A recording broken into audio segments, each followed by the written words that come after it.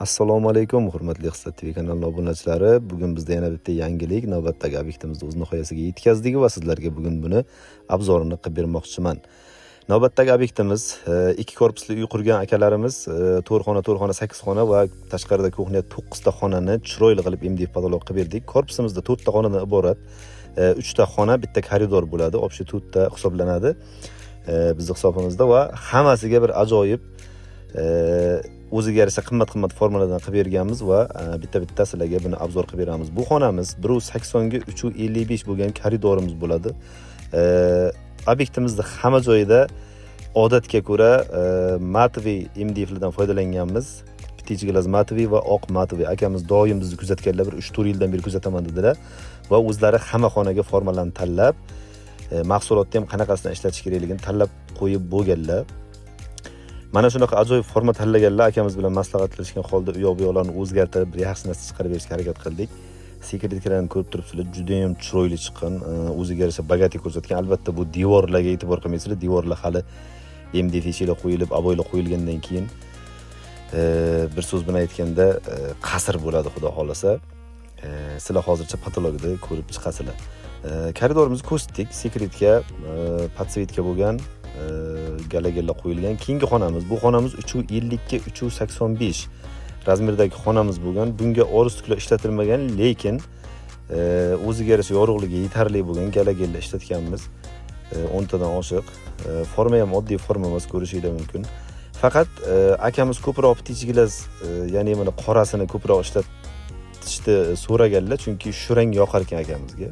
Doim kuzatib borar ekanlar dedim, oldin ham aytdim. Shu sababdan tanlab qo'ygan ekanlar o'zi qanaqa rang, nima bo'lishini. Video davomida narxini aytib o'taman. Umumiy obyektimiz 160 kvadrat atrofida bo'lgan va 62 million so'mga dogovor bo'lgan общий material usta haqi bilan birgalikda. Hamma xonaga o'sha formalarni o'zlari xohlagan narsalarni tanlaganlar. Tanlagan narsalarini o'sha ko'rganlaridan ziyod qilib chiqarib berishga harakat qildik. Bu xonamiz 355 ga 575 xona bo'lgan.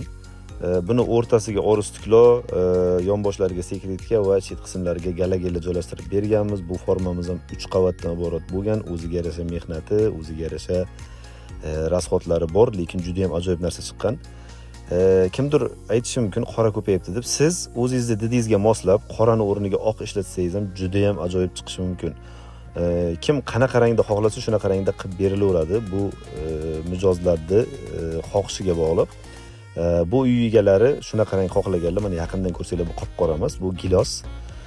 Kimdir gilos rang deydi, gilosi dog'iga o'xshaydi. Kim bizda ptich glas deyiladi. Endi zavodda, do'konda, sexda ptich glas aytiladigan rang bu. Kim qanaqa rang xohlasa, istalgan rangda qilib berishga imkoniyatimiz bor. Shu sababdan kommentariyada xohlasanglar, qanaqa rang chiroyliroq chiqqan bo'lardi yozib ketinglar. Sizning gaplaringizni kimdir inobatga olib, masalan, kimdir qildirmoqchi bo'lganlar kommentariya o'qiydi. O'sha sizning taklifingizga amal qilgan holda ham, ko'pchilikning fikriga amal qilgan holda ham rang tanlashlariga oson bo'ladi ko'pchilikka. Va mana bu yonbosh sekretkalariga ham biz ko'proq sariq ishlatishga harakat qilamiz.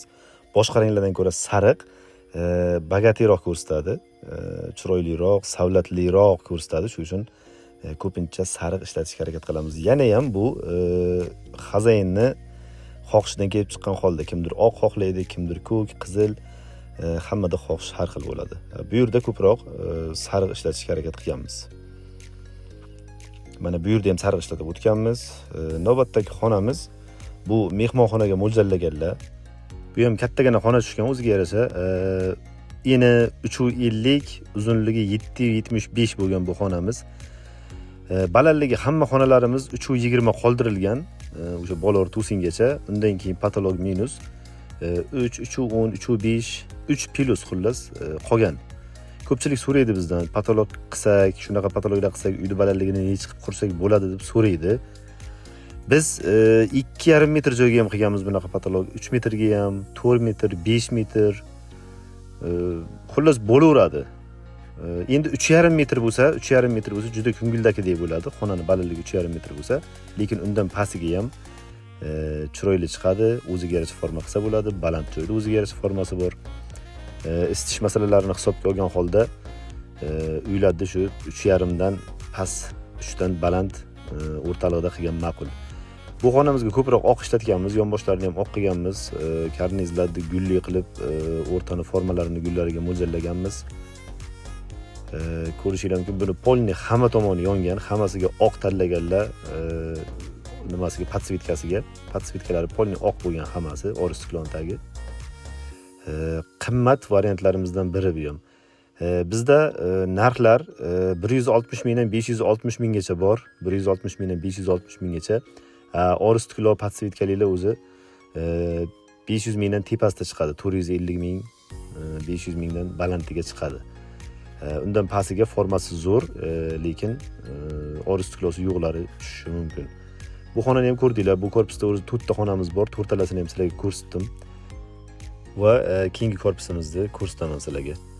Bu tashqaridan bitta supa, bitta hovlida, bitta zdaniya, bitta tom ostida qilingan, faqat ikki tomonga ikkita ro'zg'or uchun o'g'illarga mo'ljallab qo'yganlar. Bir ikkita korpus, birinchisi, bu yoqda ikkinchisi bor.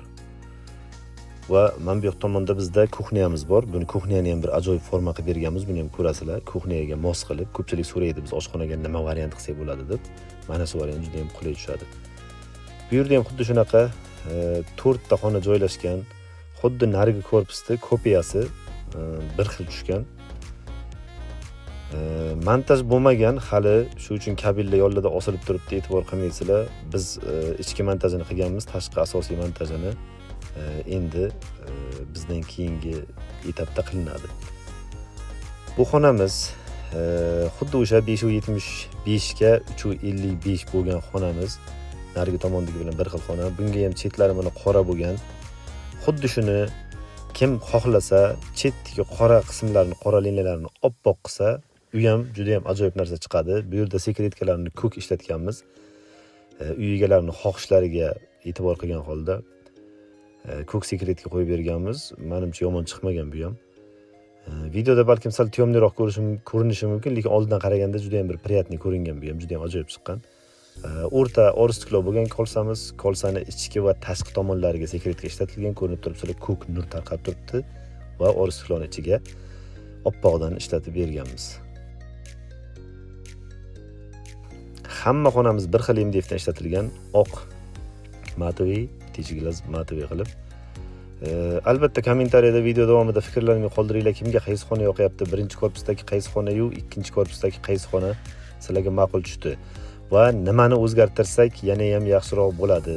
Qayeriga qanaqa o'zgartirish kiritish kerak? Shular haqida ham fikrlaringizni kommentariyada yozib ketsanglar, biz uchun ham uyini patologiya qildirmoqchi bo'lgan odamlar uchun ham juda ham foydali bo'ladi. Mana bu yonmagan holda ham juda ham ajoyib turadi. Masalan, har doim ham yoqib qo'ymaysiz buni. Kunduz kuni masalan yorug'lik kerak bo'lmagan paytda mehmonlaringizga shundoq ham chiroyli ko'rinadi. Keyingi xonamizga o'tamiz. Keyingi xona bu ikkinchi korpusimizning mehmonxonasi. Bu ham xuddi narigi tomondagidek 355 ga 775 bo'lgan xonamiz.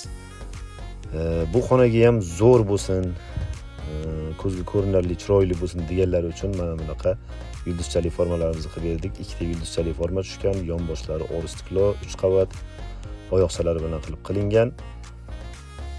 Harakat qildik, chiroyli qilib chiqarib berishga.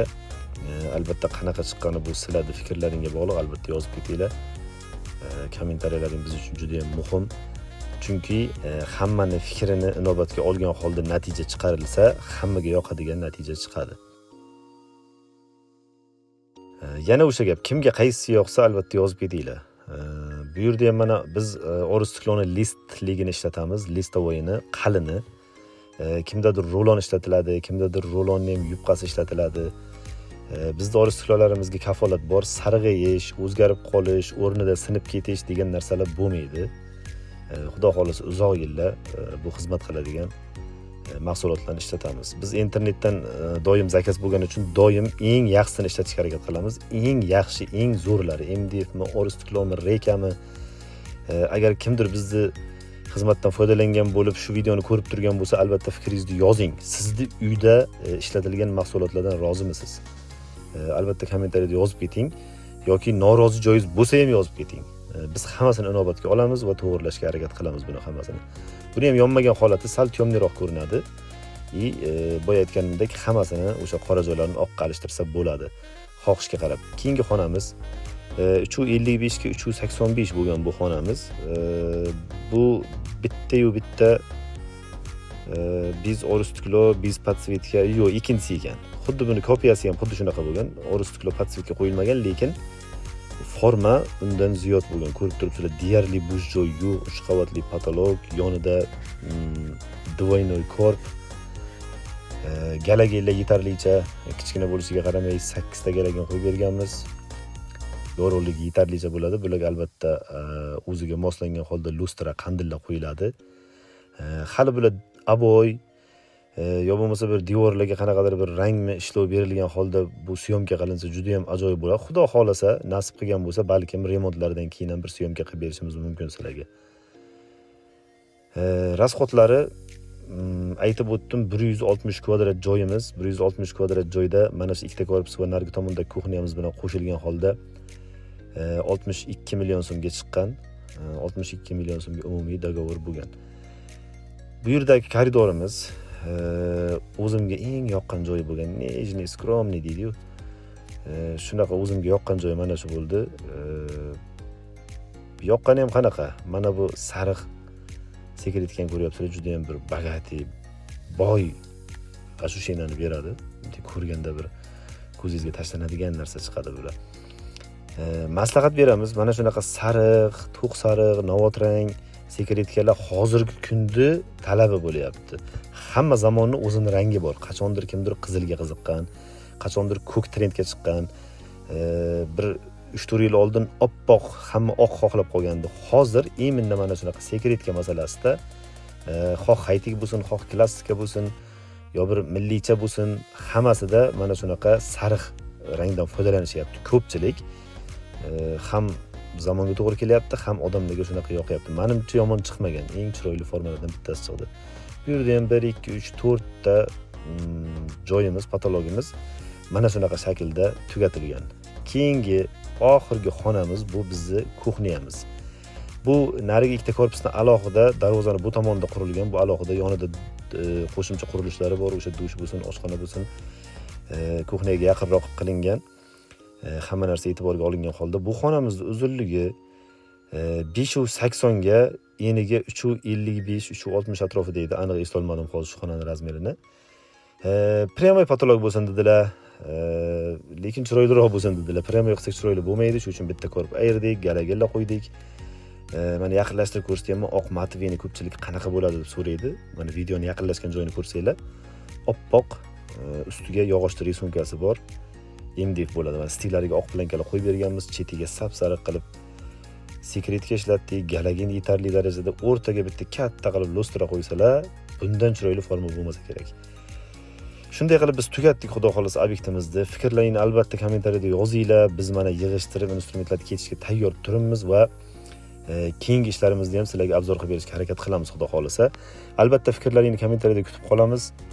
Like, kommentariya qilib videoni ulashib qo'ysanglar, ustakalarga yo bo'lmasa qurilish qilmoqchi bo'lganlarga hammaga manfaatli bo'ladi degan umiddaman. Sog', salomat bo'ling.